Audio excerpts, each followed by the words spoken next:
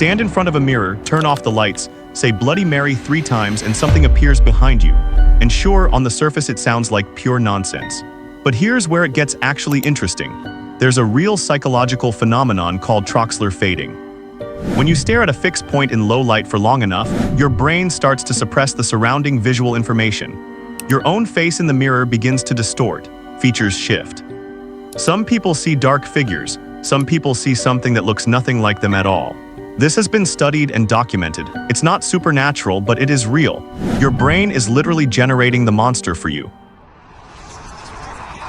You pick up a girl on the side of the road at night. She's quiet, seems lost. You drop her off at the address she gives you, and when you knock on the door, the person who answers tells you that girl died years ago. This story has been told in hundreds of different countries. Different names, different roads, different details, but the same core story, almost word for word. And researchers who have actually looked into this found documented witness accounts going back to the early 1900s.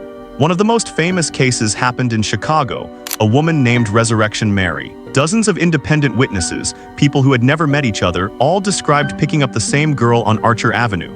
Same blonde hair, same white dress, same destination. The local cemetery at the end of the road. Police actually investigated several of these reports. There's no explanation on record. The accounts just exist. A couple parked at a lover's lane. A radio warning about an escaped killer with a hook for a hand. They leave in a panic, and when they get home, they find a hook hanging from the car door handle. Classic urban legend, right? Except in the 1950s in Texarkana, Texas, there was a real serial killer. He was called the Phantom Killer. He attacked couples parked in remote areas at night. He was never caught. 8 victims in 10 weeks. Real crime scene photos. A whole town locked indoors out of fear. The case is still officially unsolved. Researchers believe the Hook Man legend spread directly from the Texarkana murders. Parents and police using a scarier, simplified version of the story to warn teenagers away from exactly the kind of spots where those attacks happened. The legend was a warning. And the warning was based on something real.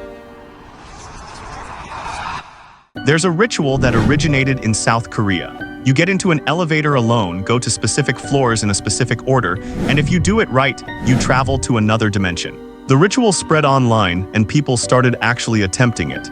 Most reported strange experiences: elevators moving on their own, lights flickering, a woman appearing who they were told not to make eye contact with or speak to. And then there's Alyssa Lamb. In 2013, she was staying at the Cecil Hotel in Los Angeles. She went missing. Weeks later, guests started complaining about the water pressure and a strange taste in the water. Maintenance went to check the rooftop water tanks. Her body was inside one of them. The last known footage of her is an elevator surveillance video. She's pressing multiple buttons, moving erratically, appearing to talk to someone who isn't there, hiding in corners. The elevator doors don't close when they should. To this day, the coroner ruled her death accidental. Nobody knows how she got into a locked water tank on a roof she had no access to. The elevator game had been circulating online for years before her death. Whether or not there's a connection, her case remains one of the most disturbing unsolved mysteries in recent history.